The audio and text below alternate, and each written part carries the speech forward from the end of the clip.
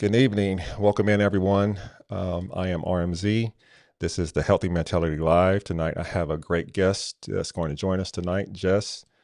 He's going to tell his story. Well, before we get into that, I want to communicate that neither one of us are medical professionals. We're just sharing our journey, our perspectives. If you hear something that interests you, please have that conversation with your own medical provider. We're not offering medical advice. If you have any questions, please put them in the comments and with three leading cues so I can easily find it. And if we have time at the end of this, then we'll go into some Q&A. All right, so let me bring in Jess. There we go. Hey, welcome, Jess. Thank you for joining us. Thank you for having me. Thank you so much. All right, Jess, can you give a introduction of your background? Yeah, absolutely. Uh, Born and raised here in Michigan, 46 years old. Um, I work in the IT field. I am a husband and a father to two beautiful girls.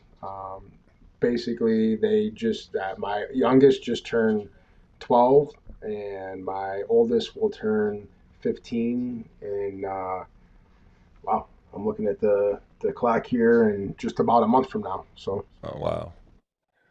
Sure, that keep you busy. oh yeah, 100%. But I wouldn't trade it, change it for anything in the world. So, I love that. All right, so your journey. I've been going over your content, trying to learn about your journey. Um, your battle with the disease of obesity, is it something that's new to you? Is there something that you dealt with your entire life? Could you talk about that just for a little bit? yeah, it's been a lifelong struggle. Um, Dating going back as early on as that I can remember, the age of 6. So I've pretty much battled obesity since about 6 years old. Uh, And that's just going by obviously some memory and recollection from way back then, but even looking at pictures and just everything that I remember and the struggles that I had. And there a lot of individuals will ask about trauma or anything like that, and there was nothing like that. I grew up with a great childhood. yeah, Two loving parents that were together up until my dad passed away in 2008 to pancreatic cancer. So, um, you sorry know, to hear that. oh, thank you. Yeah, yeah. And so I battled this thing, for many years, and all through my elementary school years, junior high, and through high school. You'd have it's funny because you go through elementary and you go through junior high, and the kids will make fun of you, to your face. Yeah, It's yeah. interesting. And Kids are then you get brutal. into high school, and it flip flops. Yeah, They're still making fun of you because you hear it, through the grapevine, but they don't want to come. They say it behind your back instead of stabbing you, right in the front. So. yeah. Did that take a mental toll on you? That experience? Oh yeah, I switched schools. So back in uh, fifth fifth grade, I had some.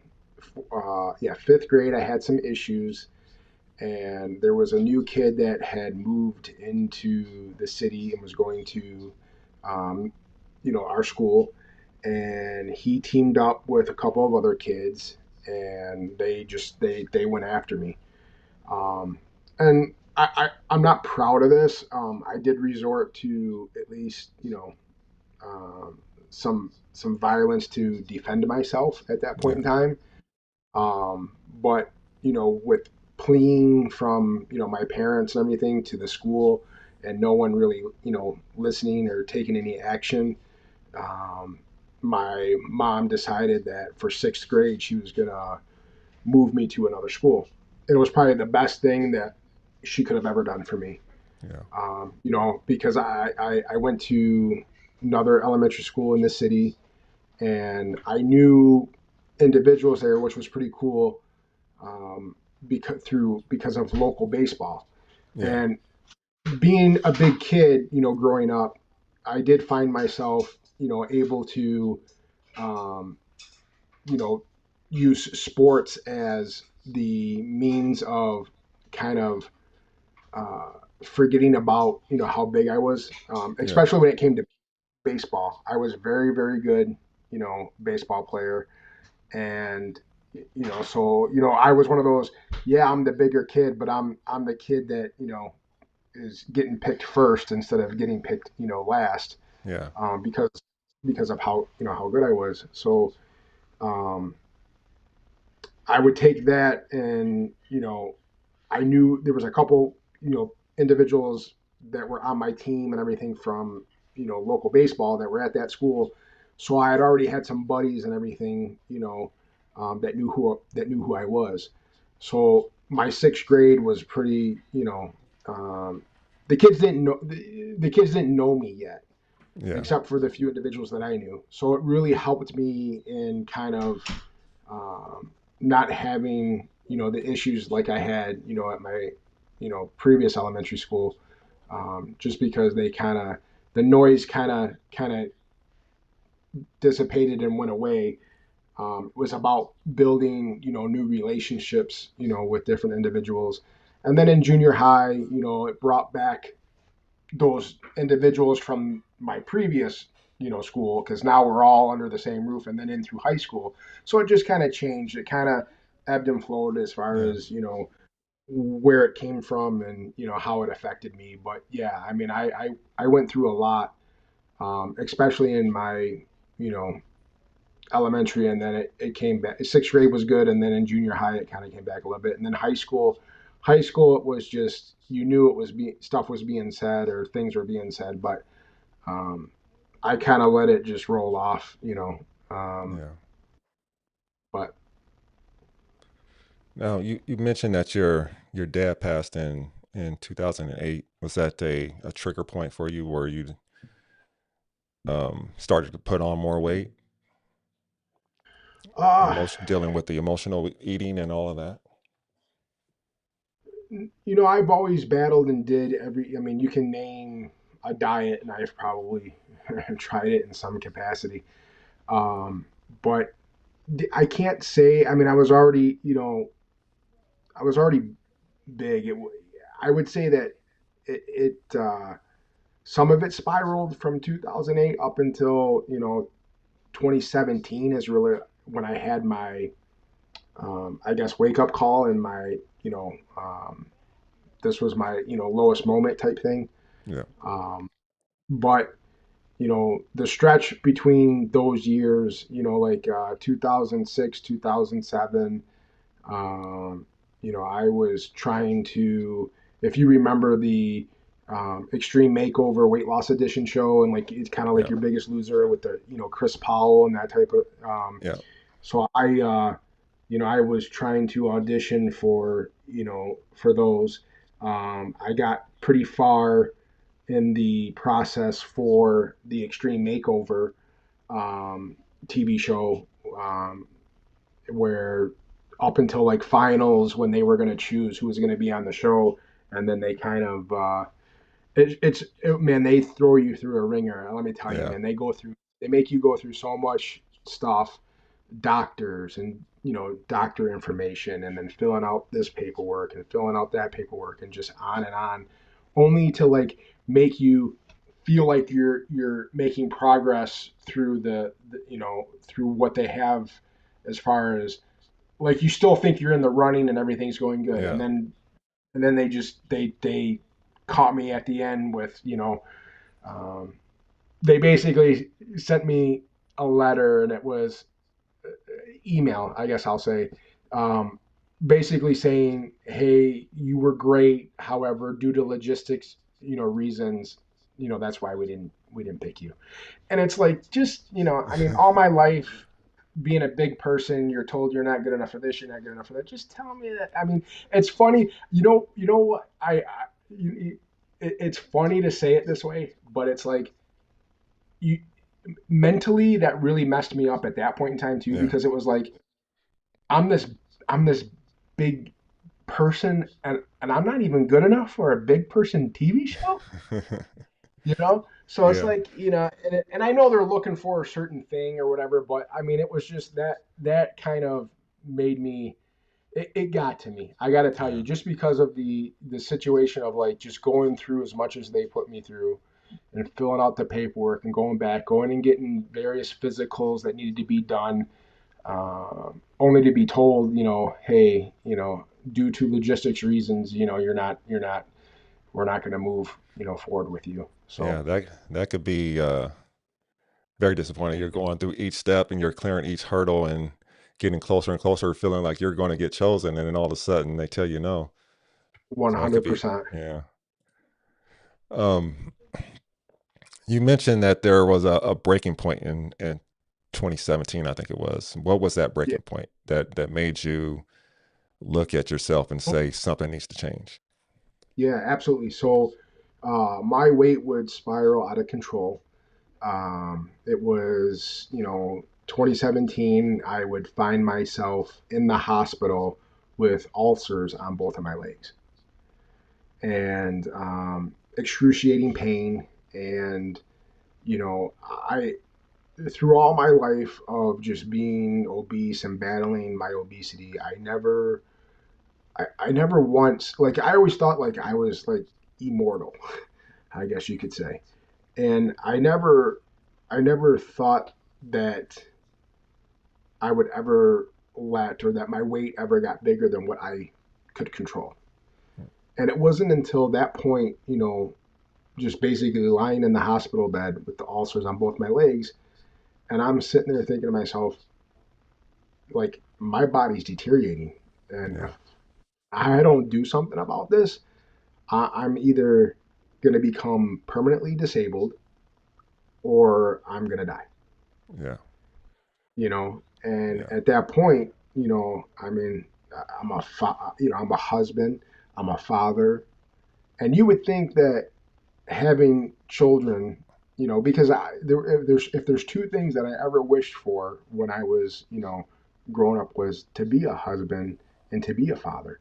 Yeah. And you would think that so this is why I really, like, I wish more individuals would really come on board with understanding that obesity, is a disease, Yeah. because you would think that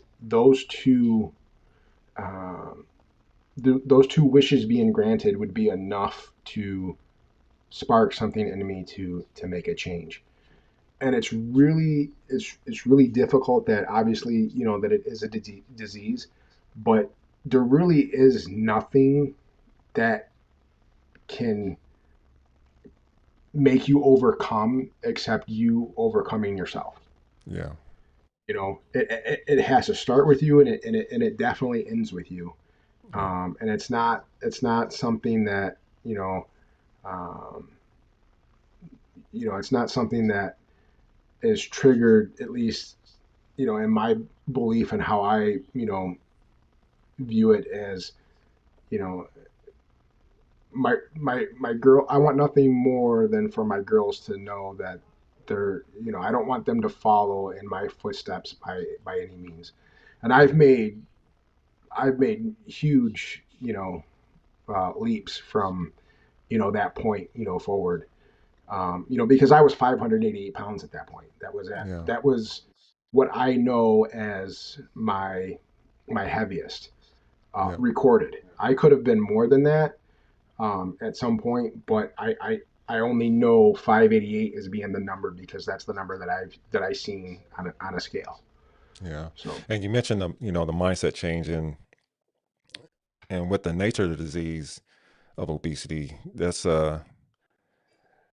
as you know, you can change that mindset, but you can still fall back into those those habits. You do all the things right, you can reduce your calorie intake, you can move a lot more and still not be able to move the scale or improve your health because of the nature of the disease. And that's something that I found out going through my process of, because I was a bariatric patient as well. um, learning that there's more to it than just moving and changing your mind. Because being who I am, I was someone that was always dead set. I'm going to do this, and if I set my mind to it, I can do it. But that's one thing that I couldn't overcome, no matter what my mindset was. I was able to overcome a lot of things, but obesity is one thing that I was not able to overcome. So at 588, you have the ulcerations in your legs.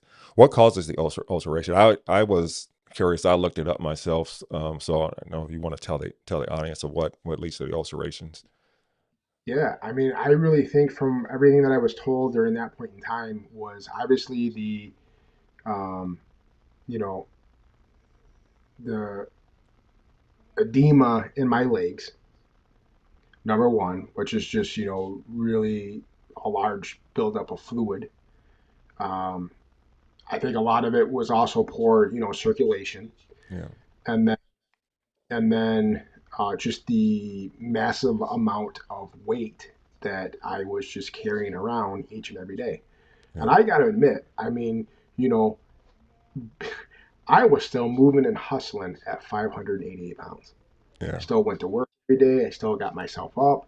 I wasn't one of these individuals at 580 pounds that, I might have been, and I'll use the word, lazy or whatever when I got home for the day, and sat down on the couch or whatever, or, didn't have much movement once I got home. But, I did. I put myself together and I got up and I went to work. And, that was a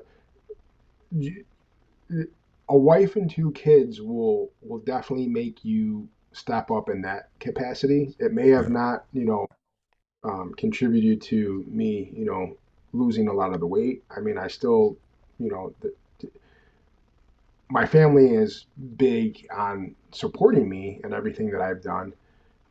But you know, I just it's one thing to say, you know, that I have to say that as much as a struggle and just, I mean, you know, I'll just be blatantly honest here.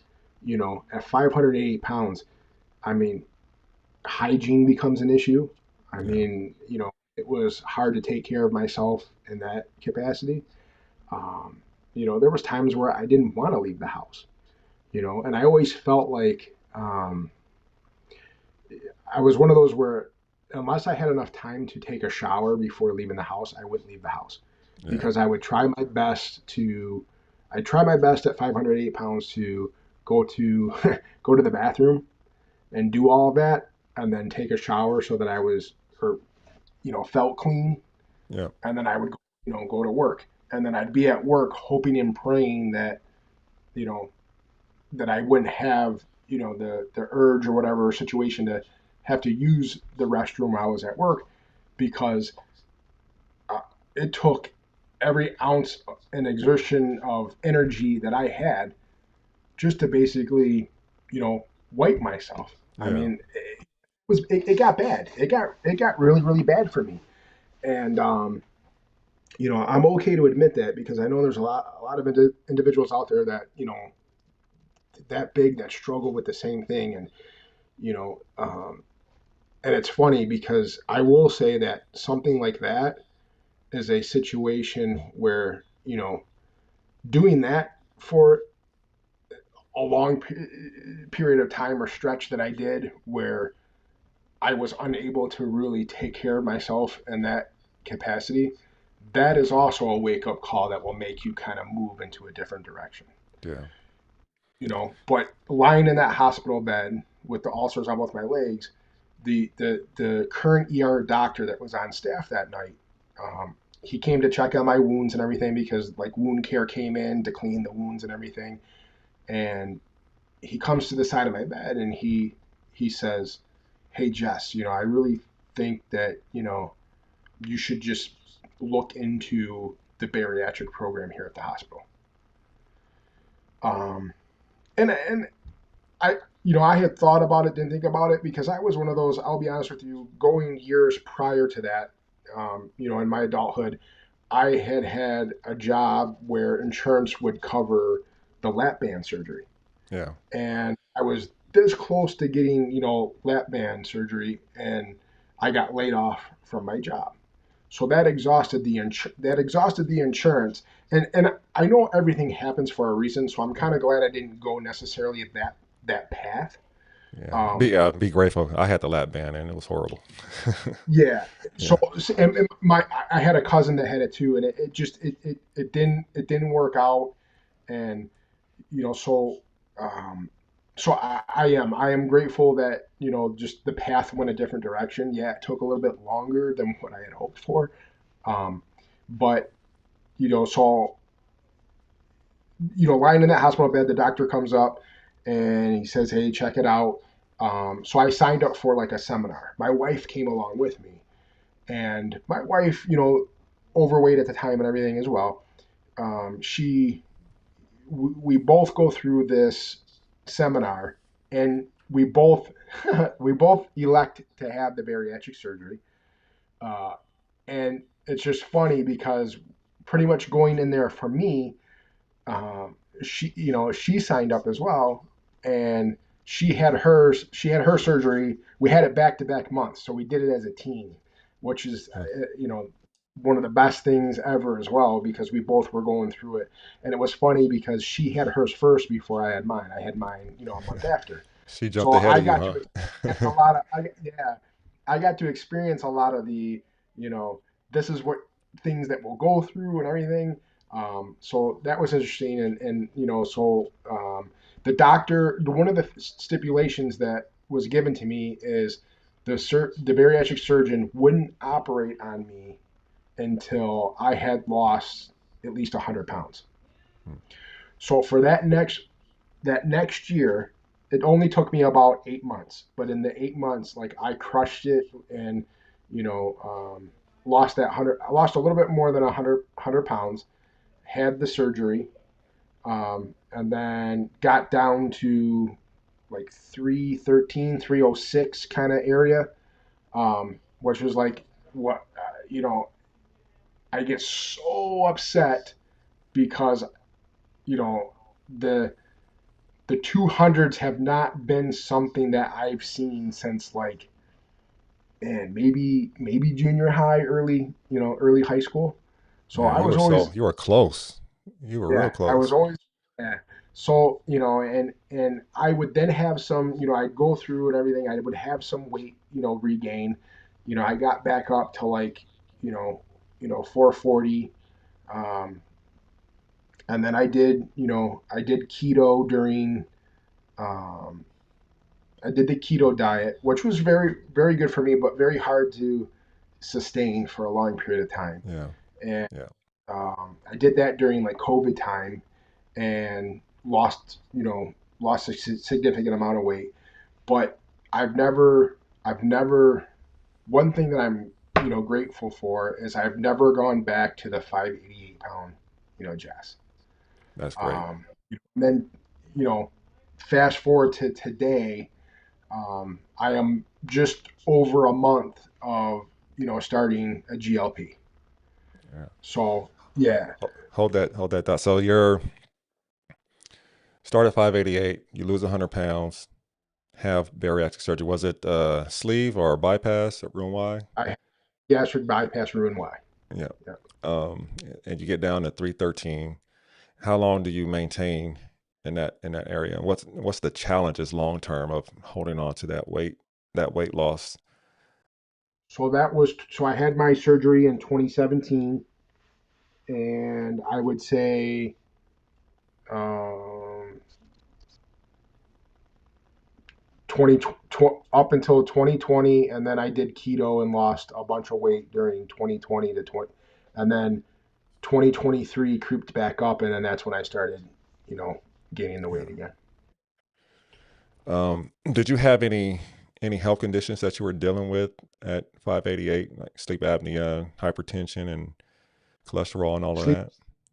sleep apnea, high blood pressure, hypertension. Um, but other than that, it's funny too, man. Growing up, I've always, like, all my doctors and everything. I've always been told, I don't smoke, I don't drink, and I've always been told, you're relatively healthy. You're just you're just big. Yeah.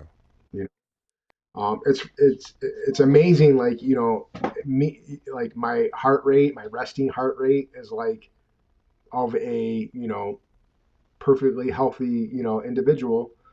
Um, and it's just funny because food has always been part of my life, Yeah. and I used a lot of like stress and a lot of boredom eating and emotional eating. You know, I used food to cope with all of those situations. Yeah. Um, so wheels fall off in 2023. Was there something that happened there, or is it just couldn't keep up any longer? I think there was a little bit of like switching and not being relatively happy. I think in the job situation that I was in, I think that contributed to it. I think that had a lot to do with it. Um, Trying to. I think I was really at a point in time where like I was truly trying to refigure out who I was. Yeah. And wasn't quite sure, what I wanted to do. Wasn't quite sure, you know, realistically, like who, like I didn't know who I was anymore. You Yeah. know, I didn't know what I didn't know what sense of purpose, I had, and I've never had any type of like, um, I've never wanted to harm myself or anything like that, or have Yeah. any of those thoughts or situations. So nothing like that, but just like a truly like depression in a way that's like I am in such a hole that I don't know how to dig myself out of, and I don't even know if anyone's going to throw me a rope down to help me try to. And even if they throw the rope down, how the heck are they going to get me out of here? Yeah. So kind of like a functional depression, where you're just going through the motions and you're relying on food to comfort you. And then food noise, and just it got so bad. It got so bad for me because it turned into a whatever was in front of me. I resorted to that. I ate it, Yeah. and it was just like I mean it was and I've had my episodes even back like getting to 580 pounds. Uh, I would do things like I'd go through the drive-through, and I'd go through the drive-through pretending to pretending like I was ordering for two individuals. So I would say things like at the speaker, "Oh, hold on a second, my wife is texting me. I got to figure out what she wants," Yeah. and make it look. It was it was really bad for me. Like trying, and so then I would pretend like, or I would do like I'd order two meals with the two, with two pops Yeah. to make it look like it was for two people. And Yeah. I often wonder too, like do these drive-through workers at these places do they catch on? Do they know what's going on, or do they even care? But Yeah. in my mind, going through it all, it was like, you know, oh, they're gonna figure me out. Oh, they're gonna know. They're Yeah. gonna figure me. And there was times where like I'd go to work in the morning and I'd stop at a um, fast food, and I'd get fast food on the way to work. Then I would eat something, for lunch. Then I'd have a conversation with my wife about what was for dinner. And 9 out of 10 times, it may not have been appealing to me. So on the way home, I would stop somewhere and get, you know, fast food again somewhere on my, coming home, only to come home and then maybe not like what was being, what was prepared for dinner or whatever, but still eating it. and that was just a continuous, like, cycle, like every day, every Yeah, day, that's every day. that's that food noise, and that's the one thing that I struggle with, which is why both my bariatric surgeries failed. I had the lap band in 2009 and sleeve in 2015, and then 2020 hit COVID, which I caught. One thing is you were during 2020, you were maintaining during 2020. Everyone else was gaining weight during that time, uh, working from home and stressing and whatnot, but you would maintain. So kudos on that. Um, Thank you. but the one thing that the old surgeries did is they provided a physical restriction, but they didn't restrict this. And that's what is so powerful to me about these GLP-1 medications is that they can turn that noise off just like that. And you don't realize how noisy it is until you take that first shot and it starts kicking in and that noise just goes away. So I know I touched on it a little bit. Um, yeah, a little bit over a month of being on a GLP-1 for myself, and I actually just moved up to from 2.5 to 5 milligram dose, and I take my second shot of uh, the 5 milligram here tonight. I'm going to take it before I go into bed, and incredible of what this drug can do to help you with that food Yeah. noise. I don't know, you know, um, and it's funny because when we have the bariatric surgery, that that GLP hormone is working itself. Yeah. So this this reminds me a little bit of going back to being right after having, because I'll go to eat something again now, and after a few, like, getting into, and, like, prioritizing the protein, but, like, now I'm prioritizing the protein, and halfway through the meal I'm thinking to myself, I know I gotta finish this because I need my protein, but man, I like Yeah. Yeah. it's like too much again for me. Yeah. Like like that it reset again. Yeah. You know, so, and it's like, it's and it makes sense. After you think about it and you look at everything. And it's like it's that feeling again of, like, um where I feel like I have to loosen my belt. Yeah. Because, yeah, because but I am grateful. The inflammation alone, um, the swelling in my legs has gone down so drastically. It's been a godsend for me. I know it's a tool, and it's only a tool, and I've said this. I say this a lot. There's no, if you want, this is my version of the secret sauce to weight loss. If you want the secret sauce to weight loss, it's not a magic pill, and it's not going to the gym. It is fixing what's between the ears. Yeah. And until you can figure that out, absolutely nothing, no program, no nothing, no GLP, absolutely nothing will work.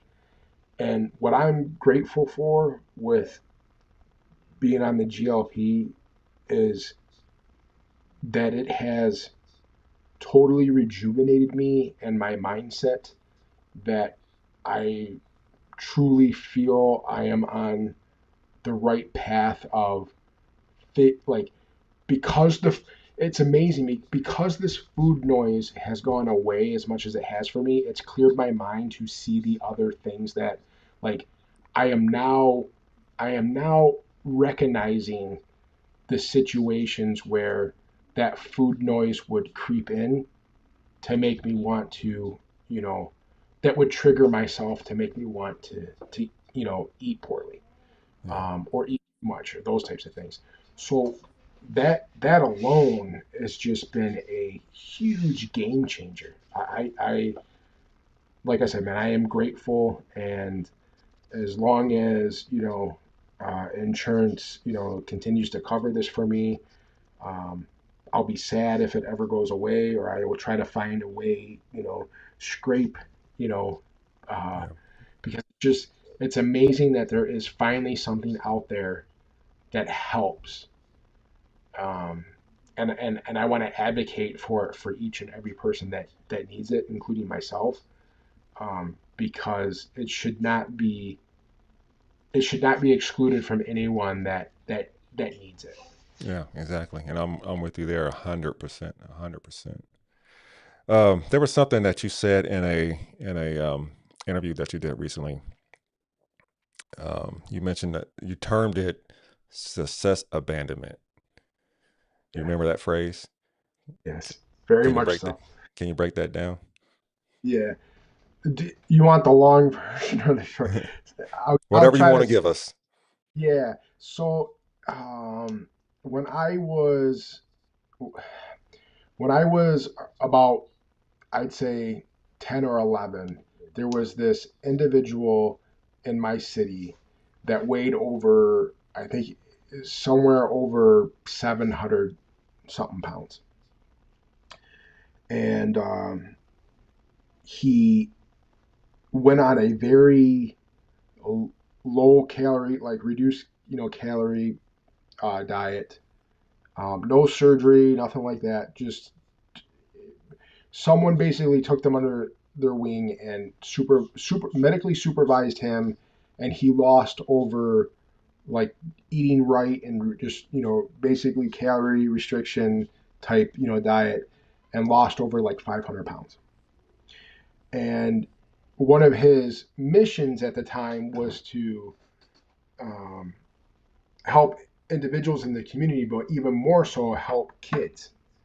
So he started up this program where kids could, sign up, get involved. And there was this article that was put out in the newspaper.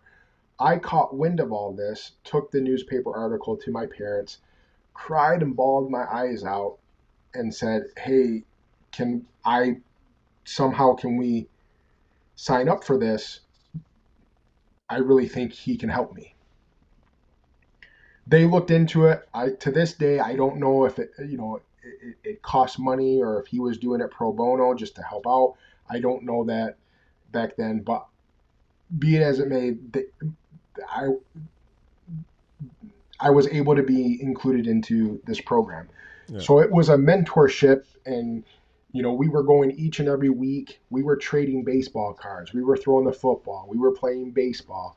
And it was co-ed. It was, male and female. We were on this local. There was a show here in Michigan called Kelly and Company, and they brought us, on there, and just we were on the news, and all of the kids in the program were losing weight, and everything was just going, super, super great for each individual that was part of that program. And, like I said, he was mentoring us and, giving us, structured food plans to follow. And my mom was cooking the meals correctly and sending them. I remember taking, a thermos. I mean, it was like, and you don't like where you get so like attached to something, if and you believe it so much that if this is what they're telling you to do, Yeah. you're not gonna do anything else but what they're telling. Yeah. And it's like I visioned and saw like what he went through. It was like if he did it and he's telling us, like, I wasn't doing anything else. I mean, I was eating pretty much every single day. It was funny. Every single day for lunch going to school, I remember I had this thermos, like, lunch pail and everything, and my mom was basically making just ground up, like, ground beef and turkey meat, and I was basically eating that, like, and I can remember, and there was other things like vegetables and everything, and I'm not, even to this day, I'm not the vegetable, person. But I mean, I don't know. I maybe did one of these and ate, or whatever, just to, scarf it down or whatever, because I, was the right thing to do. And so we're going through this each and every week, and eventually he stopped. Like, he had other workers, like people that were volunteering and helping with the program. Well, he stopped showing up. Well, the first week it was he couldn't make it. You know, second week, oh, he had something else going on, or and it's like, is he like we're thinking, is he getting sick? What's going on? Let us know. And so like a month goes by where we're still going to these meetings, but he's not showing up. Well, come to find out, he's out and about trying to sell a book and going on radio tour selling his story. Um, and basically, I'll just say that he abandoned us kids for greed. Yeah. I mean, he even put into the paper like a lose weight quick, like program or whatever, 59.99 back then or whatever back, years ago in the newspaper, and basically trying to, sell his program. And don't get me wrong, I am not taking away from someone trying to make money or turn success that they work so hard into a business. Yeah. But I I am mad of him giving up on us to do that. Yeah. Because it didn't have to be that way. And I I can. still hold on to that even to this day. I feel like, and there's times where I say like I've forgiven, and I really like I, I really do think like I've forgiven as much as I can. It's still it obviously still is a part of like my history and all of this. Yeah. Because now I will get, and I lost like back then I lost like 70 pounds doing this. Wow. So it was like even back then, like I was totally following this to a T.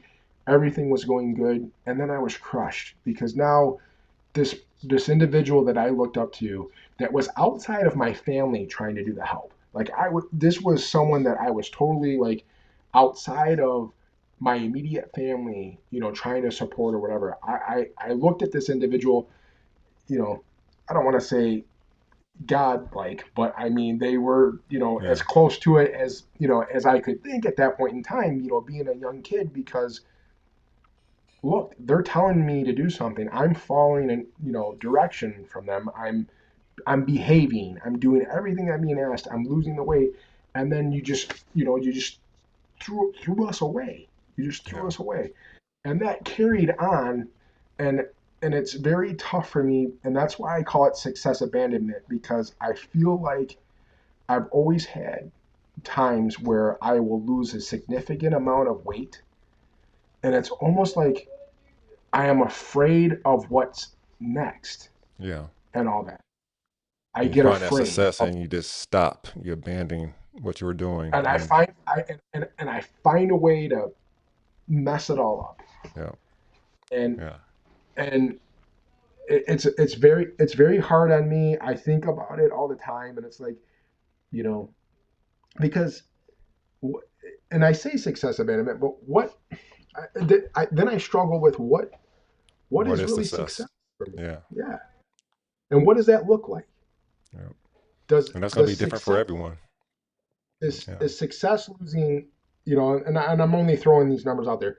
Is success for me on 5 different occasions losing close to 100 pounds 5 different times Yeah. and then gaining it back and then losing it again? Is that success? Yeah. Or has success been me maintaining or never has success for me not getting back to 588-pound Jess? Is that I view that Yeah. as some It is. aspect It's a success. of Yeah. because I've never gone back to that 500. Yeah, I had some weight gain and everything, but I've not gone back to that 588-pound, Jess. And I've hovered with maintaining close to a 200-pound, weight loss. So like, you know, right now I'm at 387. So, and where I've jumped, I'll go up to like 420 or whatever. But when I started the GLP a month ago, uh, 5 weeks, I was 420. So now I'm at 387. So 30 something, 32 whatever pounds, and in a month. And like I said, it's not 17, bad. Yeah, 17 pounds in week one. in week one, and I have that. Yes. And once, It's water weight. A lot of it's oh water yeah, weight, and but it's still I count 17 pounds. still 17 pounds, and it's still, I mean, it's still 17 pounds of. Let me give you 17-pound weights that you carry in your hands, or put it in a backpack for you, and just carry that around, and tell me how fun that is, Yeah, for a week. yeah, yeah, So I look at things like that. I always, I've always said, when like I've always wanted to lose 300 pounds total. And I'm not saying that I'm going to ever stop at that point. This is a lifelong thing, yeah. journey going forward. But I've wanted to get to, I, this is a picture and a post that I want to do on, but I want to get to that 300 pounds total loss. Okay. So we're looking at right now, if we're at 387, another 9,900, 100 pounds. Yeah. And then I've always wanted to then take a picture. I want to go to a grocery store, and I want to put 5-pound bags of sugar and pile them up, all at what 300 pounds is, Yeah. and stand next to it, lean next to it, whatever it may be. You know, That's 500, 300 pounds of sugar is what I lost. that'll be something to see. So it's one of my things that I want to do, and please, someone don't steal it from me. But I'm sure it's funny, because I'm sure it's out there, and someone Yeah. else has probably already done it, but it's going to be my thing. It's something that I've always wanted to do, and I know I'm going to get there here, pretty soon. And I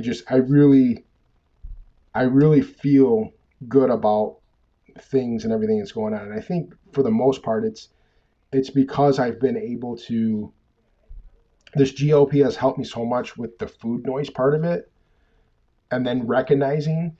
So it's also the, obviously urges and temptations are, one thing.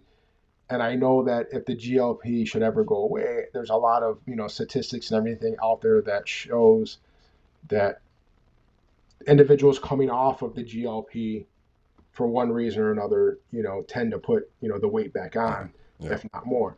I'm really hoping that if that's the situation that I have to go through, that this has been that much of a learning experience for me, that I can find the times and the trigger points. Because there's, it's funny now, because there's stuff that goes on throughout the day, where I know in the past I would have got up, like even at work, like something made me upset at work. I would have gotten up and gone and found something to eat, just to kind of, you know, that was my way of getting through the day or whatever. Yeah. It's funny now, because I still get up out of I'll be mad about something, but I'll go through a walk through the building, just to kind of blow off steam, and then come back. Yeah. Where before I would go and find, Something to eat. a something to eat. Yeah. I'd go and find a sugary drink, or something, to or, we're very, um, the company that I work for is very generous about putting snacks and everything in the kitchen areas, you know. So that stuff is there. There's still, but it's funny now, because even more, I have more focus throughout the day now. I'm more involved in what I'm doing. Yeah. So it's not the triggers of the food noise coming in. It's not there like it used to be.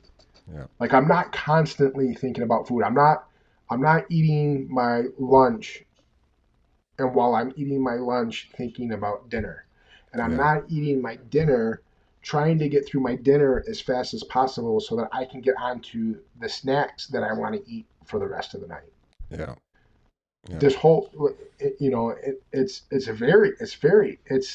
kind of crazy, but um, in a good way, you know. Yeah. Yeah. There was a video that I wanted to play. Um, Unfortunately, I can't play it because I tested it out and YouTube put a restriction on it. But I'm going to describe it. This is the very first video that you put that's on your Instagram page right now. It's entitled Day One, and YouTube won't play it because, or won't let me put it on here because of the Luke Combs song "I Am Not Okay," which is appropriate for the video. And the reason why that video stuck out to me is showing your vulnerability in that moment. You know, you've gone through everything that you've gone through. You've gone through your bariatric surgery. You got down to 313 pounds, and here you are again, still trying to fight this fight. And that's something that resonated with me because, you know, as a former college football player who's always been in shape and had all these surgeries, had two bariatric procedures, and here I was again, back up to uh, almost where my highest weight was. I'm back up to 335, where my highest weight was 358. And that moment resonated with me because I could see the pain in your eyes and probably some embarrassment because I had some of that as well. Can you talk about that moment? Yeah. Um, I had did a whole like I had did like a whole restructure of like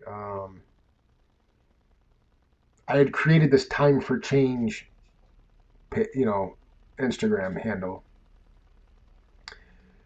and it was almost like my desperation calling out that I knew I was in such a bad spot that I needed some help. And you know, um, I've always been big on community. It's Yeah, something that has meant like a lot to me, um, because I think I thrive on I I thrive more. It's funny. I thrive more on strangers showing me support, and I want to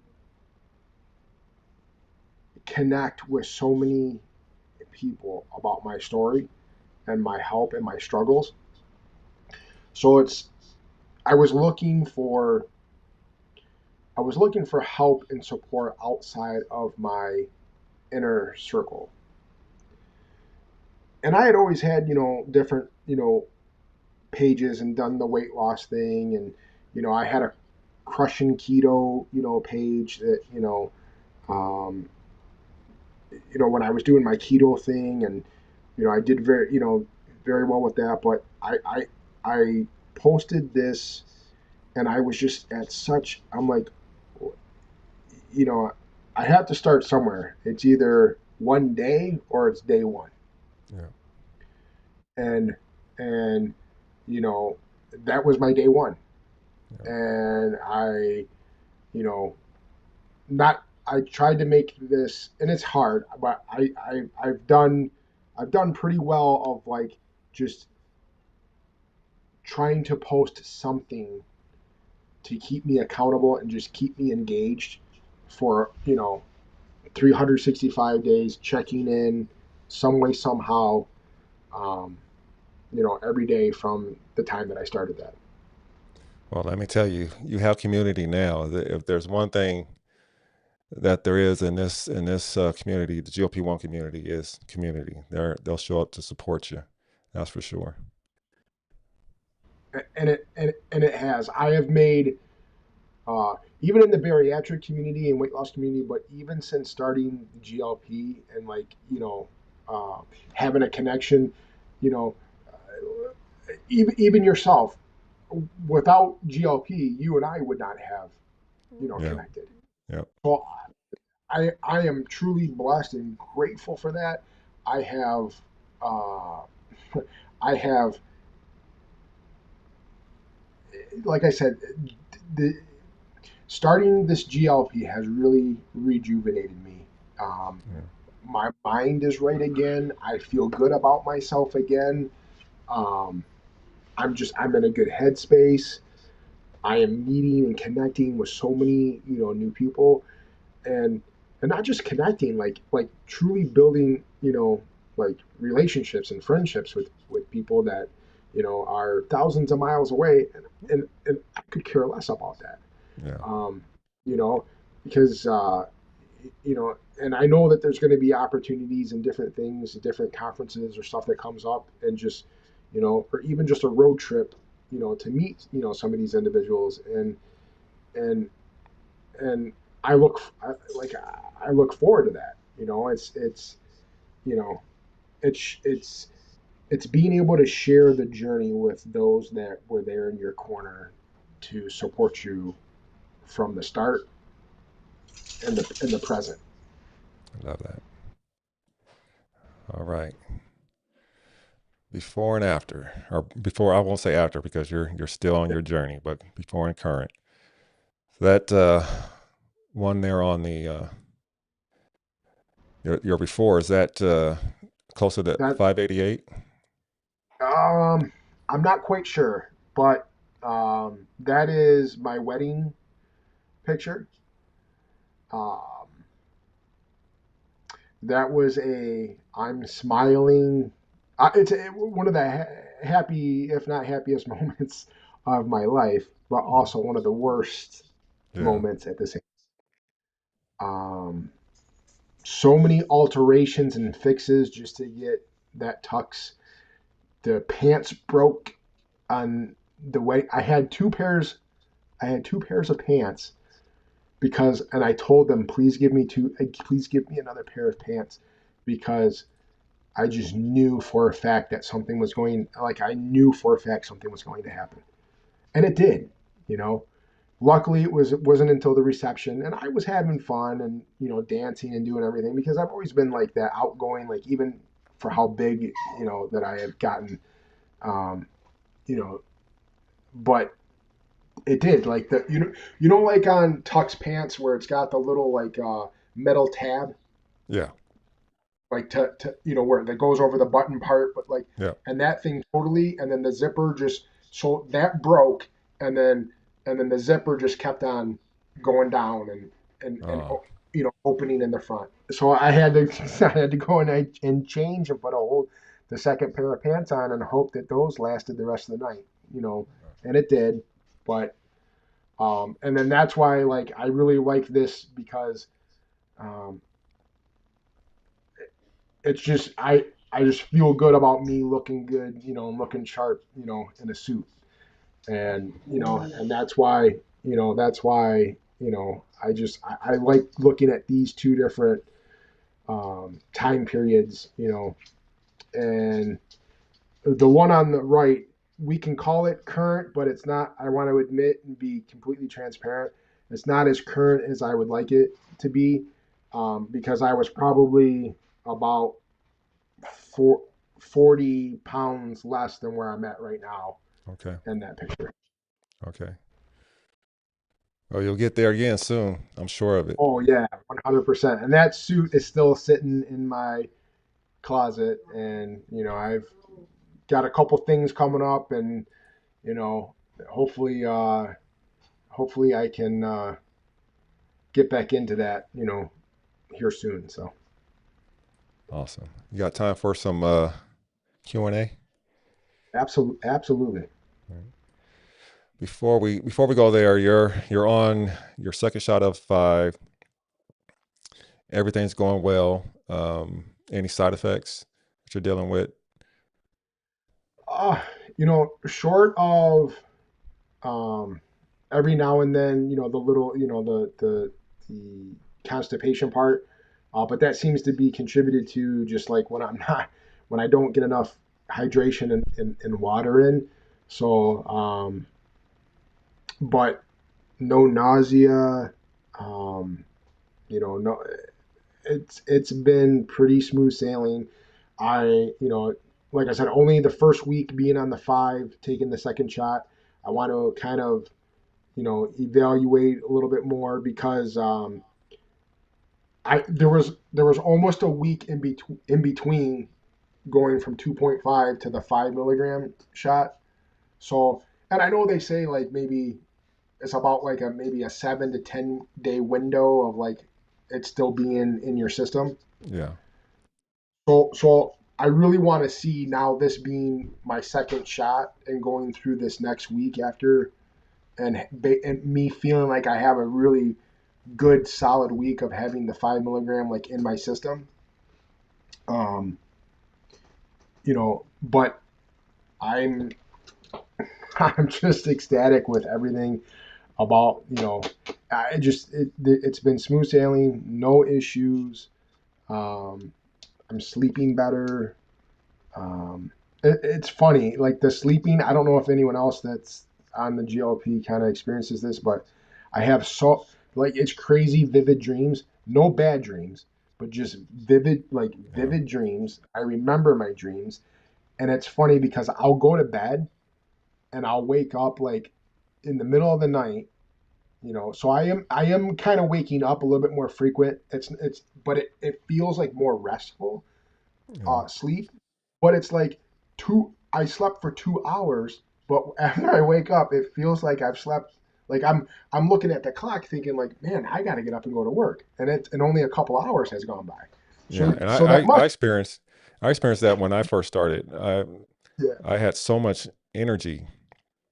I would sleep like I would wake up every night at 3 in the morning and couldn't go back to sleep. And I was never tired though. I just had so much yeah. energy. And oh, last question. Beyond getting to 288, which will mark 300 pounds down from your highest, are there any goals that you have set, or is it just you're going to take it as it comes? Number wise goals or just goals in general. And goals in general. Um, I just want this to be. Um, I'm really driving home the consistency piece with this. That is my goal. My Nothing. goal is to continue to just thrive, and I don't want to look. I want to lose this weight and never find it again. Yeah, I hear that. All right, let's go to the audience. Grant asks, how has your first month on GLP-1 been? Side effects been a factor for you, and which GLP-1 are you on? Sure. So I'm on trizepatide, so Zepbound. Started with the 2.5 up to 5 now. And then, like just mentioned previously, the first month, I think the first week and a half, almost 2 weeks, I had a couple of days um, where like, I got a little backed up, constipation wise. And then I started, little tip out there, I started eating these little yogurts, and it was like after eating the yogurt, and so now I eat one of the yogurts once a day, and then I also take a probiotic as well. Hmm. Those That combination has seemed to, kind of make me, pretty regular. It's really it has not been, an issue since incorporating those two things. Okay. And all right, geez. My guy Jesus asking, what is your current goal weight, if any, and what your meal plan now that you started treatment? Yeah, great question.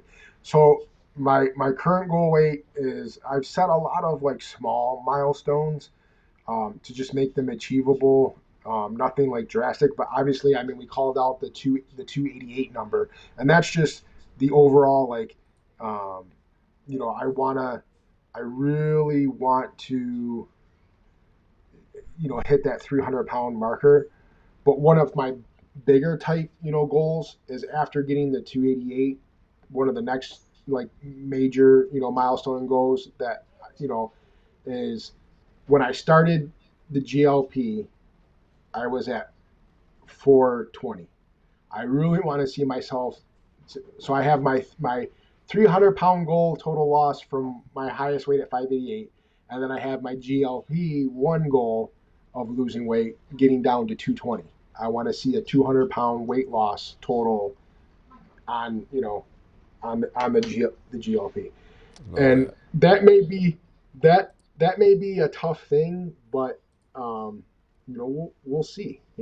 And as far as my the second part of that question was just my food plan and everything. I'm really just following like high protein. I mean, it's really that has been. I feel like I crave it. Um, I'm looking more to that than anything else as far as like the starchier type foods or anything like that. I'm it's funny. I'm gravitating towards the protein in almost every single meal. That's what I want to eat first. I get satiated pretty quickly with that. And I am I am I do use and supplement for my lunches for work, and I use a company called Clean Eats, and that they have been a huge supporter of my journey, and they're just prepped meal plans that I use, and very good as far as the macros and getting the protein in, and they have a whole different slew of different options and everything, and they have been incredible for me. It keeps me on track. It keeps me I am satisfied when I'm done eating those. I'm not looking for like more food to eat.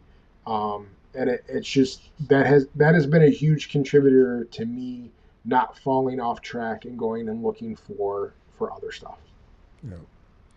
So especially at you're lunch and go ahead. especially for lunch and at work, where you know, I can get up and have means to anything around me, going across to the cafeteria and get. There's a lot of temptations and things uh, around me in my workspace that you know those have really been the staple of me just staying on track with everything. Yeah, I know about that. Those workplace temptations. I have an employee that keeps bringing in candy corn, getting me. Um, there's no other questions. If you guys have any other questions, please hit that, put a QQ in there so I can find it in the search. While we're waiting to see if someone else asks a question, I'll ask a follow up. You're a bariatric patient, and what's your is your meal process kind of like what they teach you in the bariatric classes, that focus on protein first, and if you could eat anything else then you get to it, no sugary drinks, and then drink like 30 minutes before you eat and wait 30 minutes to after you eat? Are you doing that kind of thing, or you just Uh, focusing on the protein? yeah, I wish so, back when I had the bariatric surgery, I followed that to a T. As time went on, um, it's hard for me. It's hard for it's hard for me to have a meal without a, a drink being present, and I know that's bad. I try. I don't drink as much. I'm still a pop drinker when it comes to either diet and or uh, zero. Um, I'm not real big on sugary type drinks or anything like that. Yeah. That was that w- that was a big thing in my you know early childhood and into my early adulthood, um, and regular pop. Just to give you one scenario of like when I was a bachelor and living in by myself, I would say 3 times a week. This is what my meal consisted of. This is back going 588 pound Jess. You know, um, a 2 liter of Mountain Dew, a $5 hot and ready pizza from Little Caesars, and 2 orders of breadsticks. Little And Caesars I will would get you, man. and that was at least 3 times a week. Yeah. because I didn't have to prepare or cook anything for myself. Yep. It was it was cheap. Easy It and was cheap. like Fast. back then the 2 liter, two things of bread and the pizza was what, maybe all of $11, $12, and Yep. that was affordable, Yep. for me being a bachelor, and so yeah, three times a week.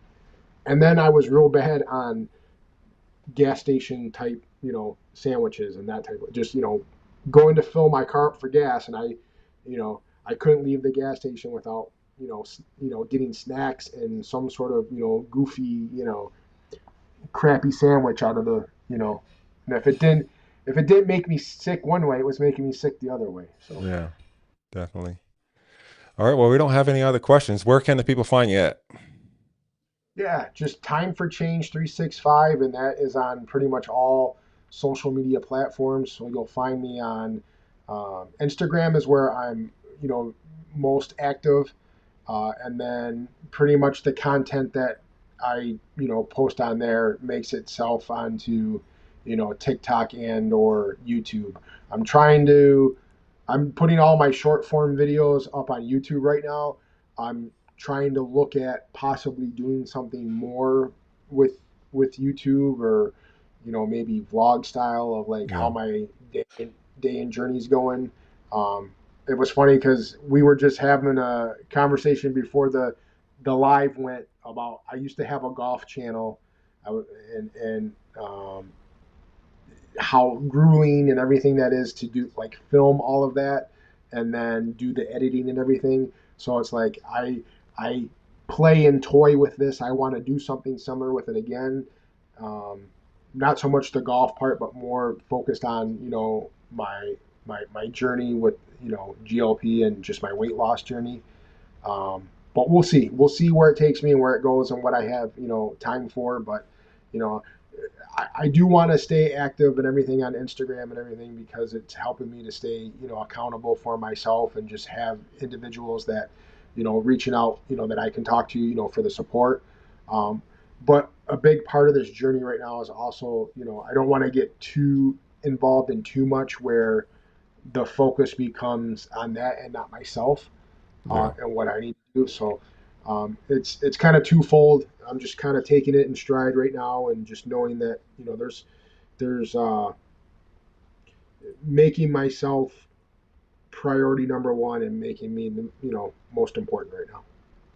Love that. And for anyone looking, his pages will be tagged down in the description of this video. Um, Grant just sent in another question before we hop off. Do you have any local support for your GLP-1? I found I have more support in the YouTube community myself. Um,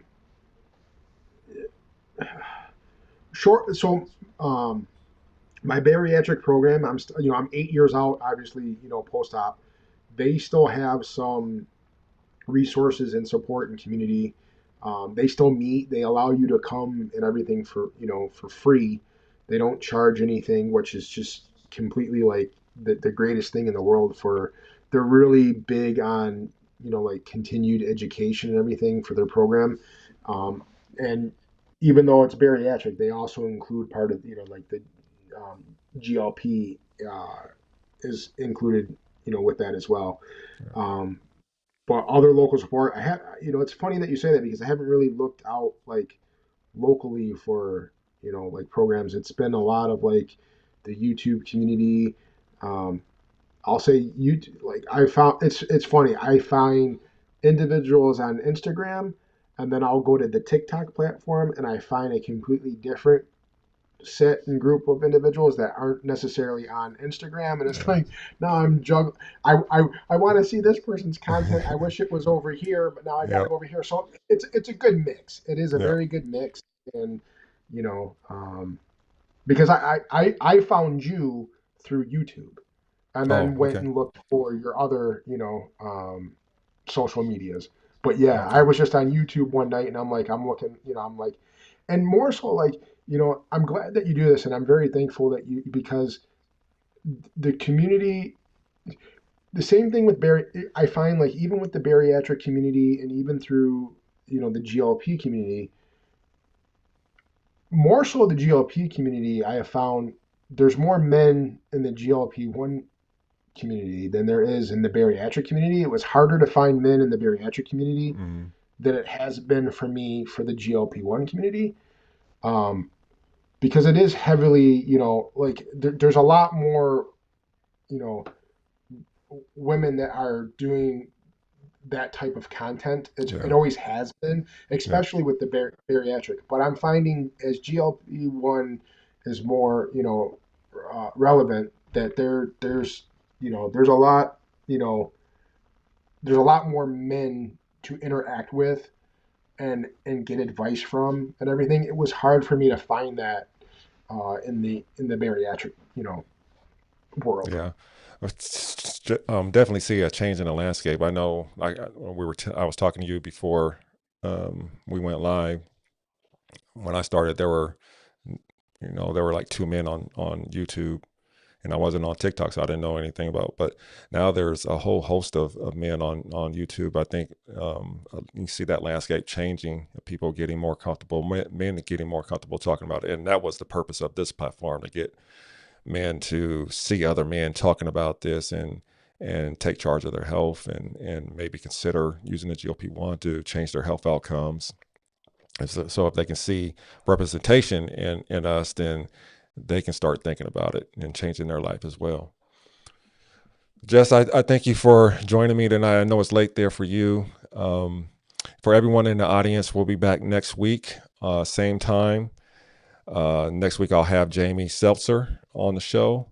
Jamie is Oh, an amazing story as well. He actually started at I think his high weight was 652 pounds, and he has lost over 350 pounds in the I had the last three pleasure of years. meeting him. Yeah. So Jamie, I'm real excited about that. So look forward. I hope everyone joins us next week. Please share this live out to someone that needs it. Don't forget to like and comment if you're watching the replay.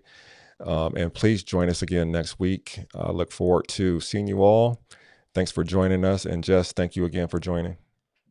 Thank you, and thank you for everyone who participated and joined in. Please reach out to me on my social media. I'd love to follow your journey as well if you're active on social media. So, like I said, it's all about community. And thank you again for having me on. I truly enjoyed this. Thank you so much. Yeah.